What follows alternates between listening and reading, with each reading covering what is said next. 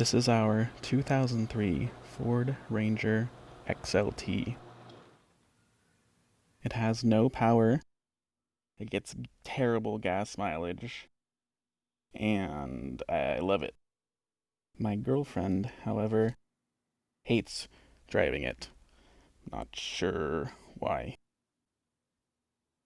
A few months ago, I built out some drawers and a mattress platform in the bed, and we've taken it on quite a few camping trips. As you can see, the rear has gone a bit soggy, which is more apparent on the left side, and especially bad when loaded down with camping equipment and our bicycles. Using a very precise and cutting-edge measuring system, you can see that the front has roughly 2.5 inches of clearance. The rear has a little over 1.25.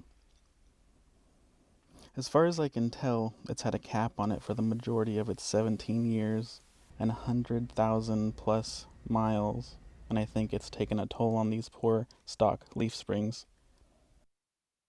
This one appears to be attempting to unpack itself. This is the travel I get when I bounce on the end of the tailgate.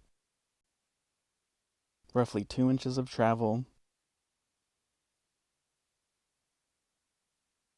and about 1.5 inches of sag, depending on how hard I bounce.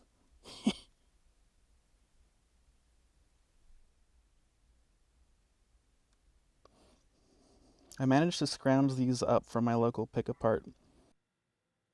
They came off a 2005 Ford Explorer Sport TRAC, and they cost me $90.88. Now, I'm not a mechanic and I have no legitimate training. I'm just a guy who likes to do it yourself if at all possible. This dog was yapping constantly for about 6 hours straight, but lucky for you guys, my mic only seemed to work about 20% of the time.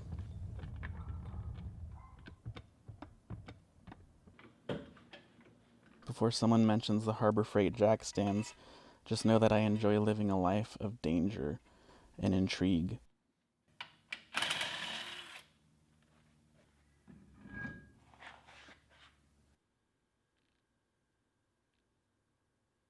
Behold the death rattle of a dying leaf spring. Initially I used some penetrating fluid on these bolts, but then I remembered that I live in Southern California. This video is not meant to be a how-to. There are plenty of those on YouTube. This is more about my experience with this inexpensive upgrade. A couple head scratches and one corrupted video file later, I present to you this completely out of focus comparison shot. The new old springs are on the bottom. Using another precise measuring tool, I have deduced that the new springs are slightly beefier than the old ones. Upon measuring, the new springs sat 10 inches high and roughly 53.5 inches long, compared to 8 inches and 54.5 inches respectively on the old ones. That means I should get about a 2-inch lift, right?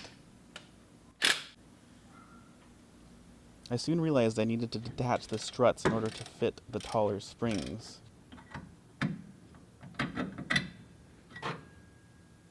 With some help from my girlfriend and some slight difficulty, I managed to get the new springs in.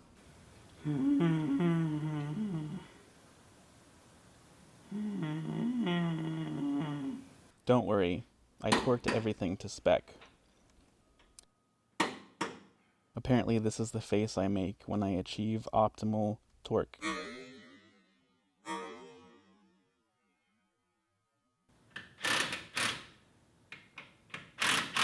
And now for the moment of truth. Uh-oh. Well, that appears to be more than a 2-inch lift. I didn't consider just how much less sag would be present in these new springs. Looks like we're about 2 3/4 at the front. And about 5 1/4 in the back. The travel and sag remain the same, 2 inches and 1.5 respectively. I took the truck to get it aligned shortly after this, and the mechanic told me I basically needed a new front end, and that it's going to cost me about $1,000. So I guess I have about $200 worth of parts to order. If you want to see how that goes, leave a like, comment, or subscribe.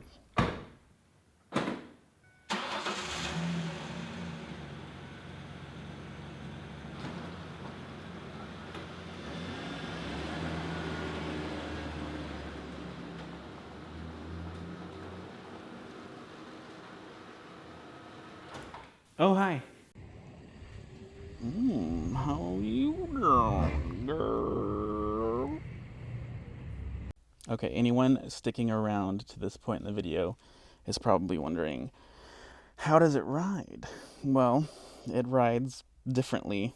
I can't say whether or not it rides better because everything I've done to this truck has made it ride differently. Like the tires I put on it made it ride differently. Anybody who tells you that they put 35-inch tires and a 6-inch lift on their truck, that they did it because it rides better, was just trying to justify some overspending.